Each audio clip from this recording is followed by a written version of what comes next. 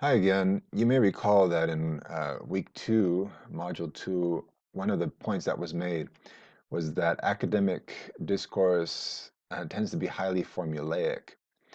And that was referring to not only the formulaic structure that often uh, characterizes an article, for example, a research article, but also the language itself. And we're going to look more deeply into that today. Um, what what language can do for you as as an academic author to help you orient the reader, and then we'll end up by talking about how you can improve your own language choices, develop your own language to help you basically convey exactly what you want to convey and make sure that you guide the reader and meet those kind of formulaic expectations that are commonplace in academic writing.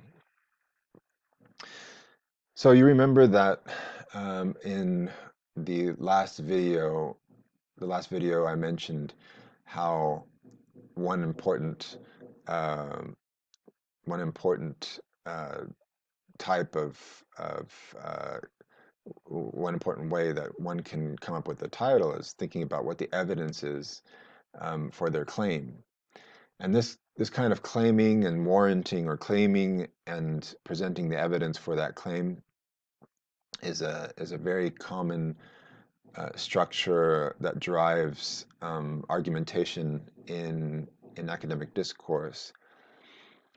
And if you look closely at if you look closely at uh, the discourse inside the articles that you read, you will find a lot of evidence for what I'm talking about. And so by the end of this video, I hope that you have a greater awareness of how to once again be a kind of language detective, as I've talked about before uh, in this course, so that you can continue developing your language, polishing your discourse the way you want. So you have an awareness, of course, now of moves one, that there are these moves in the introduction section, and actually in other places in the articles too, but this move one, move two, and move three. But there are also typical grammatical patterns that can be identified in these moves. And we're going to look at some examples of these, vocabulary and phrases that are used, and how you should consider basically doing a kind of plagiarism of these, or adapting these in your own work. Okay, so in this research that you've seen now at least a couple of times, uh, the um, the research on quantifying the burden of writing research articles in a second language. This is the first part of the introduction, so let's look at it together quickly. The world of scientific publication is dominated by the English language. That's the very first statement that's made and backed up by several um, other studies. Research over the last 3 decades has shown a continual increase in the percentage of scientific publications in English from 66% in the 1980s to 89% or 90% at the end of the 20th century. The situation is such that Hamill has made the claim that there is a rapid trend toward English monoculturalism in scientific publication. However, while the vast majority of scientific publication might be in English, the scientists producing knowledge and who desire to disseminate their findings are not necessarily first language speakers. Okay, so if you look at this more carefully, and you probably have already noticed in this, just the first part of this introduction, that this can be looked at as having different parts to it. So here, in the very first sentence, you have an important an important statement being made. The world of publication is dominated by the English language. And then in the second sentence, you have over the last 3 decades, research over the last 3 decades has shown a continual increase. And then after that, the situation is such that Hamill has made the claim. And then finally, in red, while the vast majority of scientific publication might be in English, the scientists producing knowledge and who desire to disseminate their findings are not necessarily first language English speakers. So what you have here in red is, if you notice, the verb tense here is a present tense and present tense. And what you'll find that grammatically the author's probably not even thinking about it, using this present and what's called the present simple in English, is they're making a current and relevant generalization. In the same way that you say the sun rises in the east and sets in the west as a truism, a generalization, this copula here, this is kind of having the same kind of force. The world of scientific publication is dominated by the English language. There are other verb phrases that could have substituted this, such as has been dominated, or can be dominated, or may be dominated, but this is provides a strong generalization. And then the same thing with the bottom, this generalization that's being made here with the sentences that are underlined in red, that their findings are not necessarily first language English speakers. So contrast this part in red to the parts in green. Research over the last 3 decades has shown a continual increase. The situation is such that Hamill 2007 has made the claim.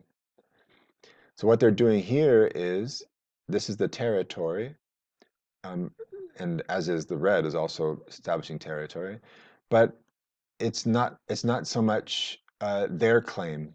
They're talking about the claims made by others, and they're kind of showing the groundwork that has been laid out for the research that they are conducting. Because this tense here, the present perfect, what's called the present perfect,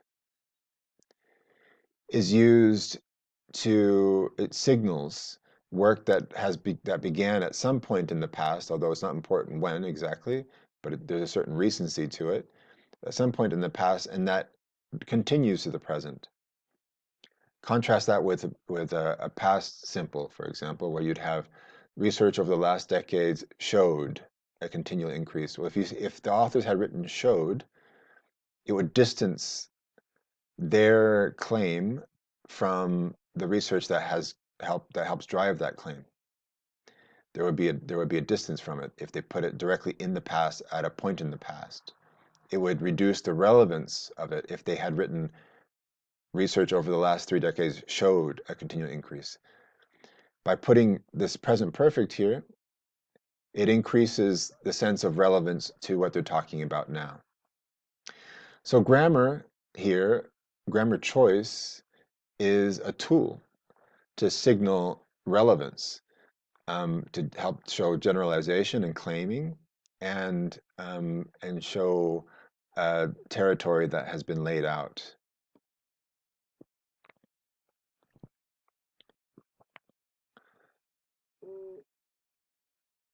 So, in short, you have claim here, the first one in red, the evidence of that for that claim, and then that's followed by another claim. And therefore, when you're thinking of evidence in the introduction section, for example, one way that evidence is signaled, in this case in a kind of literature review, it is done with the present perfect.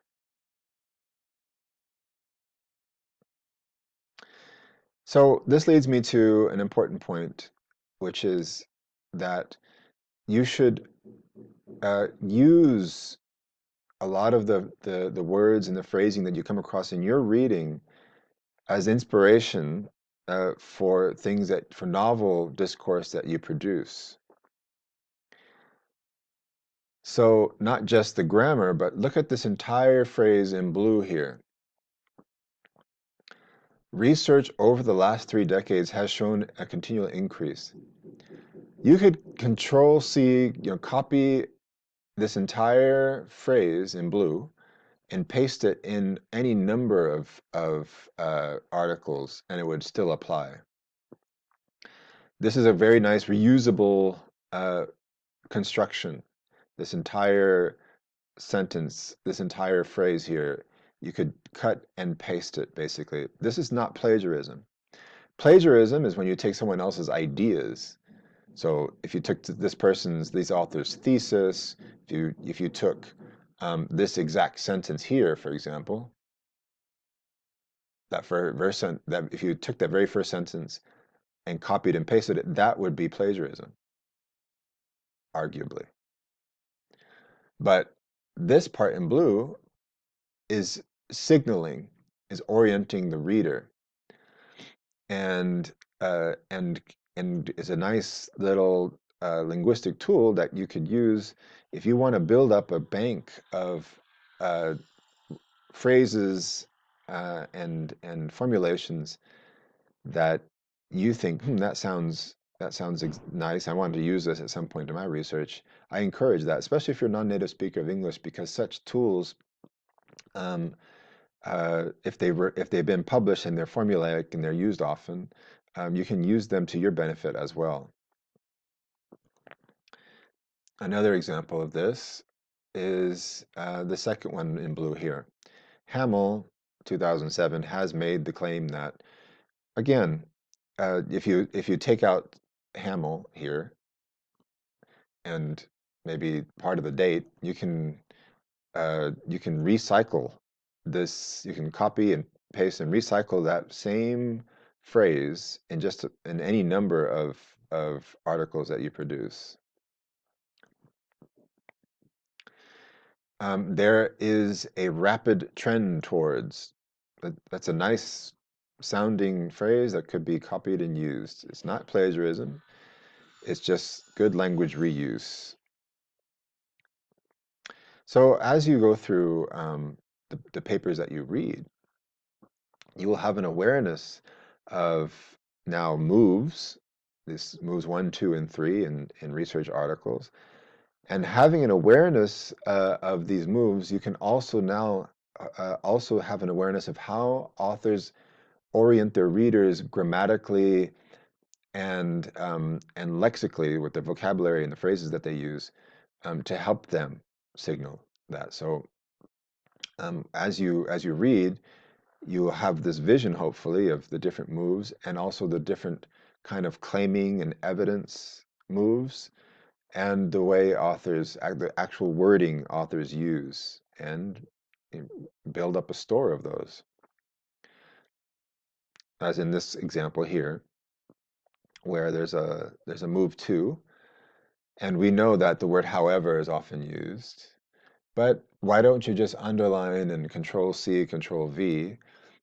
It is an open question uh, as well, because however is one good adverbial signal, but what follows it is also very nice to signal that there's a question that regarding the gap that they're filling.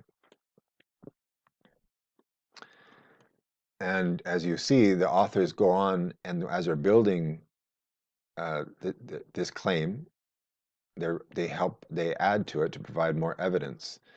So they add something, in other words, the actual increased burden, and they do further warranting by adding furthermore. And this whole move to here is put together with these three language devices, and it's nice claiming and warranting.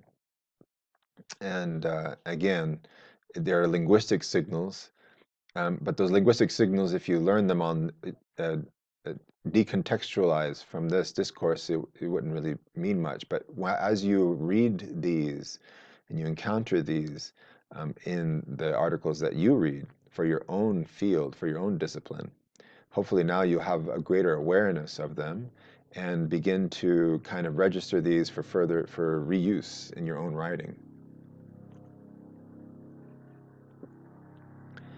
Here you have this last blue thing here, a good signal for the move 3. So the aim of this article is to provide, I mean, it's very simple, very transparent, but it works. Okay, and this, as I said, you'll find in all articles. I mean, and in this one here, which is from the journal Cell. But one important point that I want to make is that uh, different journals have different idiosyncrasies in terms of what they expect their authors to produce in terms of the titles and abstract and so on. And so here you have a journal, the journal Cell, that asks their authors to produce first a very brief description of their research, in addition to an abstract. And if you look at this, they don't call it an abstract, they call it a summary. They signal these moves. So humans differ in the outcome that follows exposure to life-threatening pathogens, yet the extent of the population differences in immune responses and their genetic and evolutionary determinants remain undefined. And so here you have uh, the they say and the I say in uh, the first sentence, and this move 1 in green and this other move 2 is signaled by the word yet. And so a lot of writers and especially I would say non-native speakers of English uh, often are looking for other ways beyond the word however to signal a move 2, and there you have a good example there. And the use of the word remain as meaning something that still needs to be filled. After that, you have the word here, very simply, that signals what they did, um, the third move. And so, with 3 very simple words, you could have these again in your kind of linguistic story, little data bank of words, expressions that people use in your particular discipline to make their meaning across, to orient the reader. All right. So every area has its own specificity. Every field, every discipline has its own, and every journal even. So, for example, this journal, the International Journal of Information Management, they typically have this kind of roadmap in the introduction section. This is something that, for example, in a flagship journal in my field of applied linguistics, one doesn't find this, but in almost every article that you encounter in this particular journal, you have this roadmap, which is the remainder of this paper organized as follows. Section 2 is a brief review of text mining. Section 3 explains the research. Section 4 discusses findings. Section 5 discusses implications. Section 6 concludes. And this would be odd in another journal, perhaps, but here it's expected. And there is language that is associated with each one of these sentences. So section 2, a brief review. Section 3 explains. Section 4 discusses. Section 5 discusses. Section 6 concludes.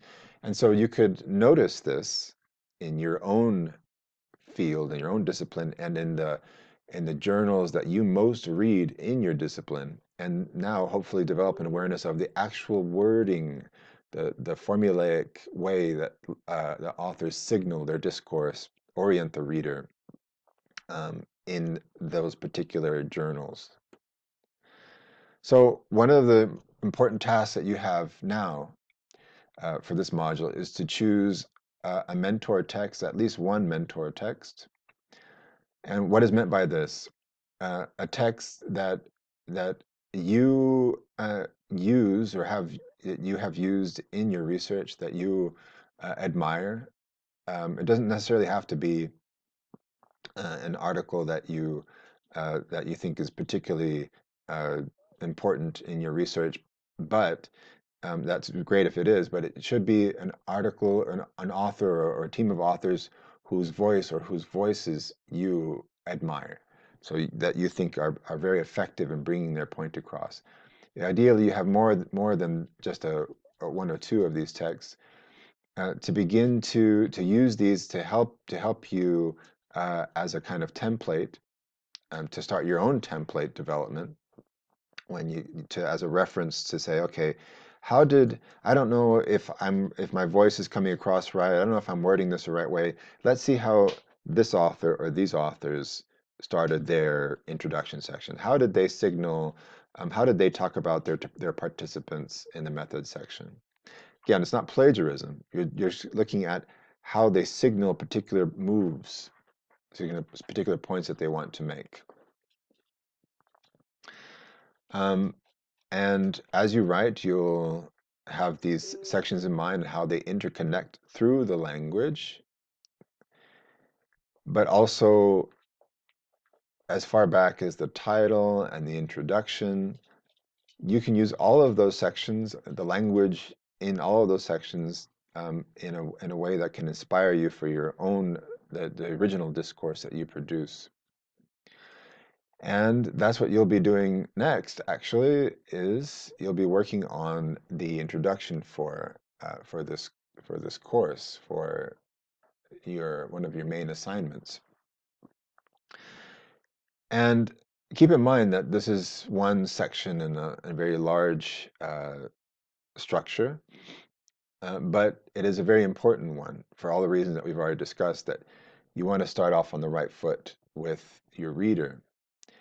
And if you don't have any data, because your what is usually the driver of all of this is your results section. If you don't have any data, there are a lot of options for you. So you can, if you have some that you're going to collect, then hopefully you can use them soon. Or you can also get data that if you are working inside a lab, often there's data that you can use to write not necessarily the article that you're going to produce, but something similar. Another option, uh, another important option that you can use is partial data. So if you don't have all the data that you intend to collect for your research, um, at least think of maybe uh, how the data could inform or drive the introduction, even if it's just partial data or partial findings. Um, as I mentioned, you have data that you can get from uh, your advisor, or lab, a classmate. Another option is to build on what you've done already, something you've done, for example, if you wrote a master's thesis, or depending what country you're in, a master's dissertation, you might have something that you produced already for that, but you never really published. Um, you can also consider a review article, so that doesn't involve original data. Um, and then one thing that's not mentioned in this list here is that you can take something that you have already either turned in for another course, or even a journal article that you intended to publish, or maybe something that you published in one particular format, and repurpose it for this course. Even if it is something that is already produced, you might now, considering what has been covered in this course, polish it, use it to rework it, considering the points that have been worked on, that have been focused on so far in this course. And this last thing about if you don't have a topic yet, well, then you need to obviously get one as soon as possible. And of course, as always, you can book some time to talk to us if you want to talk about some ideas about any of this as well. Okay. Having said that about the ability to use work that you've produced before, um, you shouldn't just copy and paste from your existing work, your dissertation or your thesis, for example. And there's a reason for that, which is that this is an image from the metro in Tokyo, and something that you won't see after the COVID-19 pandemic, I suppose. But if you imagine that this train car is your literature review, and that's you, the author, um, in a in a dissertation, you have a much bigger car that you can squeeze more people into. But in an article, you don't. You have that little, maximum 7,000 word space to fit everything in. And so, um, what happens is when you try to squeeze by doing a control C, copy and paste into an original article, you end up fitting too much, trying to squeeze too much information into something that should have a more clear-cut and narrow focus, and it can confuse the reader. So you should kind of think about rewriting that story. And now, as I mentioned, you have an awareness of your moves, and so you have in your research that you yourself find relevant that you read, you hopefully now have an awareness of how this happens in a lot of the literature, and how you can adopt this now in your writing. Hopefully, every new article that you read now, any chapter, any research paper that you read, will help reinforce this and reinforce the rhetorical moves and the language that is used in them. So now it's time to get your hands dirty and start molding your discourse. And we're focusing just on the introduction and, of course, the title. Don't be freaked out about it. This is something that is not meant to be a finalized product. You're going to have a lot of time to work on this. So go back to your toolbox. What do you have to help you? Remember that you are familiar with the article introduction structure is something that you can follow. You're aware of these important concepts such as they say, I say, the naysayer, claiming, and warranting as important elements that can help you structure your discourse. You know that there are linguistic elements that you can copy, and not ideas clearly, but the way people structure their ideas, the tools that they use. And of course, you have software that has been presented to you in this course, and online tools that can help you um, in when you need that extra help with language, and your mentor text as well. Now you need to still create a title if you don't have one already, because of you have that baby that needs a name, and it can help you a lot to create an identity, to develop the identity of the story of your article and the story that you want to tell. If you haven't already, you need to identify your mentor article or mentor articles, and do an analysis of the introduction of that article, um, and think about what wording you can reuse, and start writing that introduction. And that's going to be your main task now. So uh, just keep calm and write on. Don't worry, this is just the beginning, and hopefully the beginning of a pleasant process. Enjoy it.